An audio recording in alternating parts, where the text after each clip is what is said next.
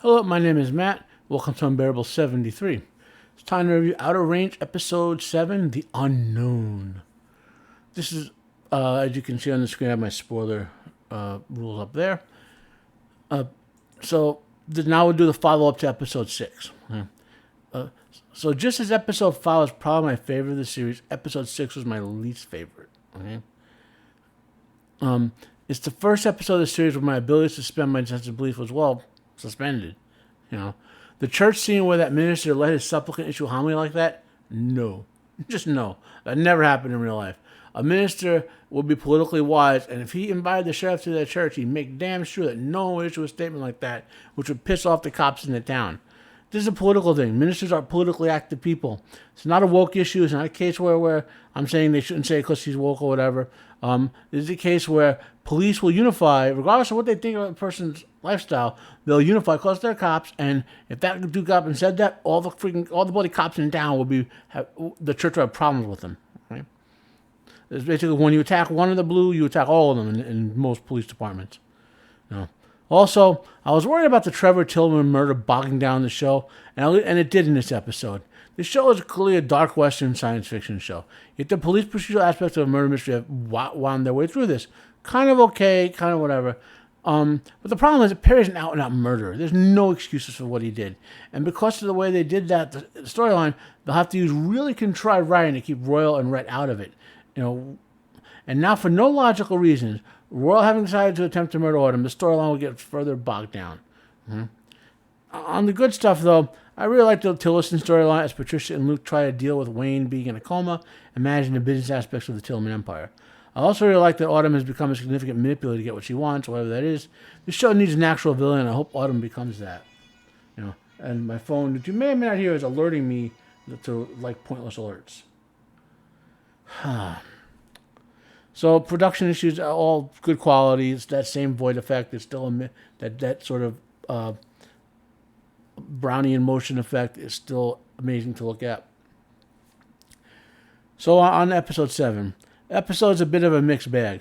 It opens with a flashback to a fight between Perry and Trevor when they were kids. And here we learn that Perry is prone to violence, and Royal indicates that's part of who he is and he might have inherited it from him. Okay?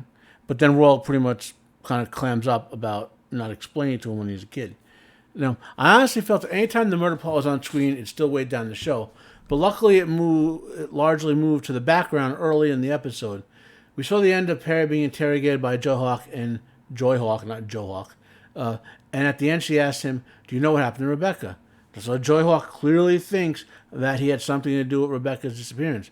We follow the sheriff through the episode, and we see that she can deduct that there are holes in the progress of events, but she cannot fill them in, so she's trying to fill in some of those holes with the idea that Perry murdered Rebecca. Now, shortly thereafter, Cecilia puts up the Abbott Ranch as collateral for the $500,000 bail that Perry has been assigned. Now, for a while the murder subplot continued to play a role in the episode, it thankfully shifted to secondary importance. There was one kind of unrealistic scene related to the murder. At one point, Amy asked Perry if he knows what happened to her mom, which is basically asking her if he killed Rebecca. There's zero circumstances when this would happen at that point in a real relationship if something similar were occurring, as you mentioned in the show. Kids do not instinctually think that your dad killed your mom. Okay, it takes a lot to convince a kid that might even be possible unless they see it. On another note, there's growing evidence that the Tillman family are all nut jobs. Billy has become like a prophet or minion of Autumn, who is more and more assuming some sort of cult leader personality. I really hope that she's a horrific entity or possessed or something, because as I said, the show needs a villain, and Autumn is creepy villaining over the top. Now, we did get some overall deepening of the mystery as another townsfolk named Frank, whom we have seen before, tells Joyhawk that she needs to investigate something on his ranch so she can be prepared. And the weird sequence of the bear that Cecilia has been keeping hidden in some sort of barn hit a resolution today. All I'll say is the bear was no longer dead. And there's a singular short scene in this episode, which is a perfect horror movie scene, but I can't talk about it until the spoiler section next episode. So my final thoughts. I like this episode a lot better once they get the murder investigation in the background. So this episode I liked a lot better than the previous one, basically. And seeing a lot of elements move towards some sort of revelation and maybe even a partial resolution in the next episode of the season, which is the last episode. So hopefully we get at least get some tie up of plot threads. Obviously, they're intending this to be multi-season. I don't know if it's been renewed or not. I'll know when I do my season-long wrap-up episode. I'll see if it's been renewed. But hopefully they answer some questions. We did get some answers, significant answers this episode. Hopefully we get a few more of them. Hopefully they deal with this murder thing. You know, I mean, I don't know. I haven't seen 8 yet, even though I know it's out there. I hope they use some sort of like property of the void, the portal, or whatever you want to call it, to bring Trevor back from the dead, so he's not murdered anymore.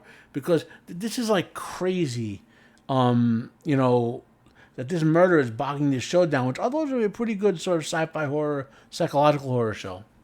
You know? So this is an 8 out of 10 to me. Comment down below if you have any questions for me about this video or the show.